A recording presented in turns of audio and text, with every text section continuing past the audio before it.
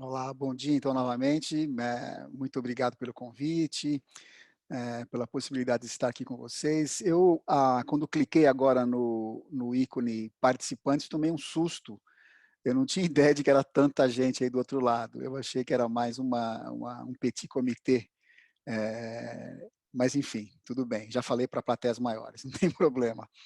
Eh, eu tinha planejado, pra você ver como as coisas são complicadas, você planeja as coisas e outras coisas acontecem no meio do caminho que façam que a gente mude os planos, né.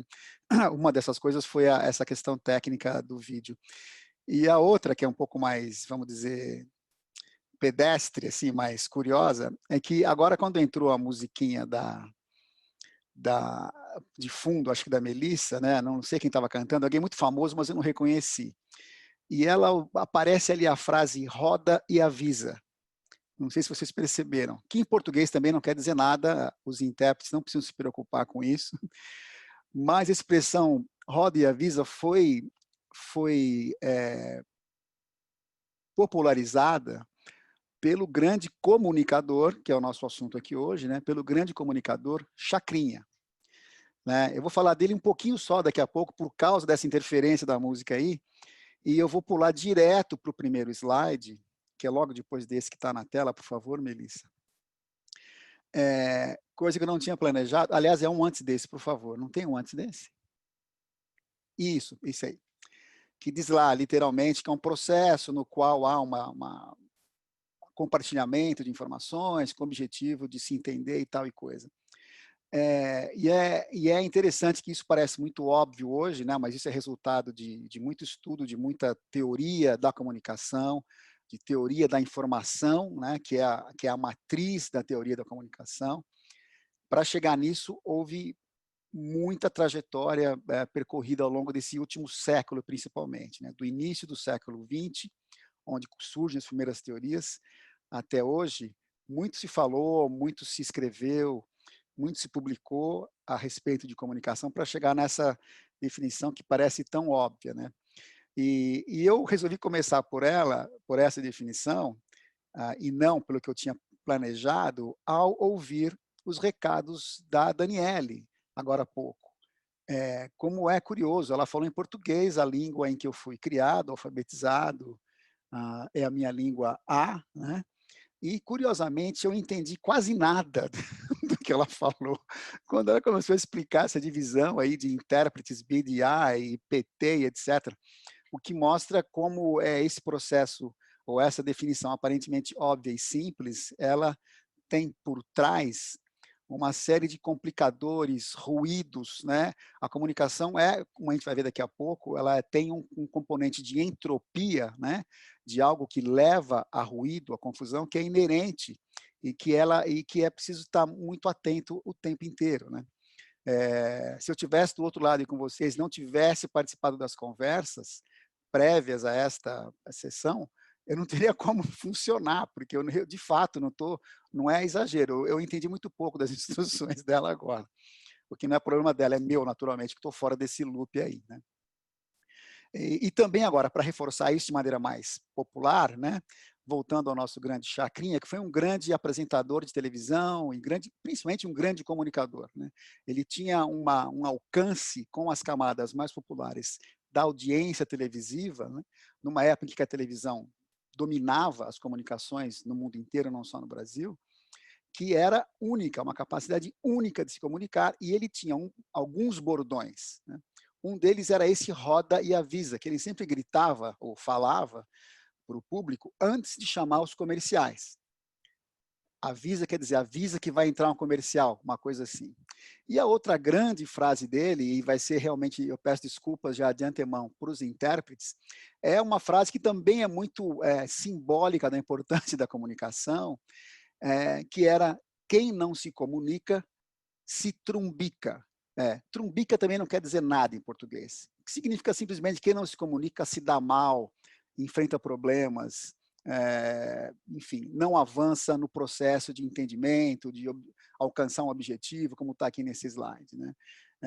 Enfim, lembrei do Chacrinha agora com essa musiquinha que entrou, e também um fato interessante para aqueles que talvez não saibam desse lado aí, Eu, na minha juventude, isso já faz muito, muito tempo, infelizmente, cantei no programa do Chacrinha. Ele tinha um quadro de calouros, né, na época, em que as pessoas mais sem noção do mundo, eu era uma dessas, se apresentavam para cantar lá no programa dele. Eu fui com um grupo de amigos, tínhamos lá um nome de uma espécie de banda, que o nome eu não vou ter como dizer para vocês, porque é muita vergonha, é muito constrangimento, mas a gente tinha um nome muito bonitinho até, e nós nos apresentamos lá no Chacrinha, e não fomos gongados, não fomos buzinados. Na verdade, o Chacrinha, a comunicação dele, para voltar para o nosso tema, não era um gongo, mas era uma buzina de bicicleta, que ele tocava muito próximo ao aparelho auditivo dos calouros que não se davam bem. Mas nós não fomos gongados, fomos até o fim. Não ganhamos nada no final, mas nem o troféu abacaxi, né? O troféu abacaxi era dado para aqueles calouros menos bons, vamos dizer assim. Mas nós passamos incólumes por essa situação aí. Enfim. Mas voltando para o assunto de hoje, que é a comunicação, como eu disse agora mesmo, essa definição que está aí, ela resulta de um processo muito mais longo, né, de estudos e teorias que nasce, como eu falei, no começo do século, e se intensifica principalmente no período entre guerras, né, quando há um interesse maior de entender como é que a mensagem sai do receptor, perdão, do emissor e chega no receptor. Naquele momento não existia ainda essa terminologia, né? Mensagem, meio, emissor, receptor, ruído, isso tudo havia assim uma suspeita do que acontecia, mas não havia se ainda dado um nome a esses conceitos todos. Mas havia um interesse de entender isso, principalmente por causa da emergência de muitos movimentos totalitários naquele período entre guerras, né? Nazismo e fascismo são os mais, enfim, conhecidos e que tinham realmente um interesse muito específico e muito pragmático em entender o funcionamento da propaganda política. Como é que eu atinjo o coração e a mente do meu eleitorado, né? Então, esses primeiros estudos surgem aí nos anos 10, 20, né, se intensificam no período entre guerras e também no período de guerras. Um nome importante dessa fase aí é de um americano chamado Paul Lazarsfeld, da Universidade de Colômbia, que é um dos primeiros a tentar sistematizar essa trajetória aí comunicativa, da onde vem e para onde vai, né? E nesse momento da história em que a teoria começa a tomar corpo, havia dois principais, como é que eu posso dizer, duas principais fontes de informação para se construir essa nova teoria. Uma delas vinha das ciências exatas, que era a matemática. A matemática, no início da comunicação, foi muito importante, ainda é até hoje, por motivos que vocês conhecem, muito óbvios, por exemplo, comunicação por criptografia, né? E isso já era importante no período entre guerras também por motivos óbvios, né? Havia aquela necessidade de se decifrar códigos de inimigos, esse tipo de coisa, e nesse sentido a matemática era muito importante. Mas hoje nós vamos nos concentrar no outro veio que também informou muito essa nova teoria, que é um veio que vinha das ciências humanas, né? Principalmente psicologia. Na época, a psicologia behaviorista, como é chamada, né, em várias línguas, não se traduz, ou às vezes se traduz por comportamental, mas enfim, é um nome em inglês com muita circulação, né, psicologia behaviorista, que buscava justamente entender como é que a mensagem impactava perdão, o receptor. Então, aí surgiram, na esteira dessas primeiras teorias e tentativas de entender o processo, uma série de, vamos dizer assim, subteorias, né? Uma das mais conhecidas é a teoria da agulha hipodérmica. É exatamente isso em várias línguas. Uma agulha de injeção, uma agulha hipodérmica mesmo, né? Que tem como, vamos dizer assim, preceito a ideia de que a mensagem é transmitida pela mídia, pelo rádio, pelo jornal, e ela é transmitida e ela é aceita e disseminada na mesma hora, imediatamente pelos receptores. Então, isso causa um efeito muito imediato naquilo. Curiosamente, né, isso valeu durante um tempo ali, principalmente nesse período mais autoritário, mas logo foi deixado de lado essa teoria. E eu só destaco ela hoje aqui, porque passados aí 80 anos desse momento da Segunda Guerra, a gente percebe, pelo que a gente vê hoje aí, principalmente nessas mídias como o Twitter, como isso vale, né? Ainda ou voltou a valer, essa teoria da agulha hipodérmica. As coisas são injetadas e imediatamente absorvidas por uma série de sujeitos, uma série de receptores que já passam a disseminar e aceitar aquilo como verdadeiro sem nenhum questionamento. Né? É curioso como a história às vezes se repete, né? Às vezes nem sempre como farsa, né? Como diz o ditado, mas se repete. Né? E isso vai, naturalmente, como está aqui exibido nesse próximo slide que a Melissa já mostrou, afetar não só movimentos de grande alcance político, mas também a micropolítica, né?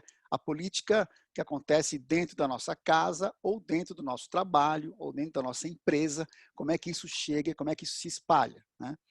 Como essa teoria da agulha realmente meio que volta à tona nesse momento agora em que nós estamos vivendo, por uma série de razões, né? Não só por causa da pandemia, mas por causa de movimentos políticos que têm feito um pouco mais de barulho, com mais consequência nos últimos anos, principalmente movimentos conservadores ao redor do mundo, não só no Brasil. Né? Vou citar só assim, en passant, outras teorias que vieram aí, mas só pelo nome, só para a gente ter uma ideia da quantidade de coisas que apareceram antes de se fixar num modelo mais definitivo. Além dessa primeira da agulha, veio na sequência uma outra chamada teoria da persuasão, que o nome já diz tudo, né? Então, nesse caso, em vez de simplesmente a mensagem chegar ao receptor e ser imediatamente absorvida e transmitida, ela exige um certo trabalho de convencimento por parte do emissor. Né? Então, o preceito nada é naturalmente, organicamente absorvido, mas precisa-se de um trabalho para que haja uma assimilação gradual de quem está na outra ponta. Né? Ou seja, há menos manipulação do que a gente acha, diz essa teoria. Claro que precisa ser, a gente precisa olhar para essas teorias de maneira diacrônica, né? Ou seja, isso fazia muito sentido na época em que foi proposto, meados do século XX. Hoje em dia pode fazer mais ou menos, né? A gente precisa parar para analisar, não é o caso aqui hoje. Mas, enfim, vocês também vão notar que todas essas teorias, embora tenham nomes diferentes, elas têm, vamos dizer, pontos de contato. Né? A teoria da agulha, ela é diferente da teoria da persuasão, mas elas conversam, né? Por motivos óbvios, como vocês acabaram de ver. Uma outra teoria que veio na sequência é a teoria de campo, também literalmente traduzida para outras línguas, né? Em que podemos passar, Melissa, para o próximo, em que a mensagem, né, ao passar do emissor para o receptor, ela é naturalmente baseada num canal que funcione com pouco ruído, com pouca entropia negativa nesse caso, para que a decodificação aconteça de maneira, enfim, satisfatória, mas ela também é influenciada, e daí vem o nome teoria de campo, ela também é influenciada pelo entorno de quem está ouvindo, né? Ou seja, a vida social do receptor também influencia no modo pelo qual ele decodifica aquela mensagem. Né? Ou seja, um passo adiante em relação às outras duas teorias, mas ainda assim com pontos de contato, como eu falei. Como eu falei também, nós não vamos nos residir muito nesses detalhes, só para vocês terem uma pequena lista aí de teorias que baseiam a atual teoria da comunicação e da informação. Tem mais algumas 3 ou 4, mas eu vou pular direto para a última em que eu falaria, que é a teoria crítica, que é, na minha opinião pessoal, a mais importante, e que foi uma teoria elaborada e primeiramente pensada por um grupo de pensadores na Alemanha que ficou conhecido pelo nome de Escola de Frankfurt, né? Com os nomes principais, Walter Benjamin e Theodor Adorno, e também Max Horkheimer, muito importante, todos eles filósofos, sociólogos. Então, estamos falando, mais uma vez, só para lembrar, dessa avenida mais de humanidades para chegar na comunicação, né? Jaime, deixa eu te Oi. interromper assim, você consegue dar mais uns 5 minutinhos para fechar? Sim, vou Beleza, apertar aqui, pode obrigada. deixar. E esse é o ponto que eu achava mais importante realmente para falar, que é a teoria crítica também faz uma abordagem, como o próprio nome diz, muito crítica da comunicação, e eles oferecem a grande novidade da teoria crítica. Ela surge já na esteira da Segunda Guerra, ela ganha muita musculatura nos anos 60, 50, 60, e eles fizeram uma coisa muito original, que foi unificar o pensamento freudiano com o pensamento marxista, e daí tirar uma visão de mundo que era muito antagonista àquela visão um pouco mais, vamos dizer, cor-de-rosa, otimista, que tomava conta do Ocidente naquele período 15, 20 anos do pós-guerra, anos 50, 60, em que tudo era lindo, bonito e maravilhoso, e eles analisam a comunicação como um fator crítico aí. E daí vem uma série de conceitos fundamentais para se entender o século XX, o pós-guerra e algumas das consequências que nós sentimos hoje, né? Conceitos como indústria cultural, que é elaborado e descrito muito bem pela Escola de Frankfurt, e que vai, enfim, moldar muito da teoria da comunicação que nós temos hoje em dia, e manipulação de massas, né? Então, tudo que a comunicação pode fazer e que não é positivo para aquilo que o primeiro slide mostrava, a busca de um entendimento, um compartilhamento de informações que seja positivo, consequente, propositivo. Então, nada disso é sempre verdade, né? Eu queria, para fechar, só então, mudando um pouquinho de assunto, mas continuando no mesmo tema, falar sobre um outro grande nome da teoria da comunicação, que foi o Marshall McLuhan, né? Que ficou muito conhecido também nos anos 50 e 60, porque ele conseguiu pegar tudo isso que eu estou falando e codificar de maneira muito palatável para a academia e também para o entorno da academia. Então, naquela época, nos anos 60, 70, em que estudar comunicação era muito bacana, era super legal, todo mundo queria, né, fazer isso, ele era o cara que meio que personalizava essa voga da comunicação. E ele também criou conceitos, digamos, fundamentais para a comunicação, como aldeia global, a frase "o meio é a mensagem", que também é o título de um livro dele, também marca esse período da teoria da comunicação de maneira muito definitiva. E ele virou um cara tão popular, ou tão pop, vamos dizer assim, que ele chegou a participar de filmes. O Woody Allen colocou, ele faz uma aparição meio relâmpago no Noivo Neurótico, Noiva Nervosa, do Annie Hall, né, que até ganhou o Oscar depois do filme. Isso para dar uma ideia de como esse assunto nos anos 60, 70, principalmente, ganhou popularidade, ganhou tração também num entorno menos, vamos dizer, científico, né? Era bacana dizer, eu estudo comunicação, né? Existia até uma figura meio, como é que eu posso dizer, caricatural, que era a estudante, normalmente uma moça, uma mulher, a estudante de comunicação da PUC, do Rio, nos anos 70. Existia essa figura meio abstrata, né?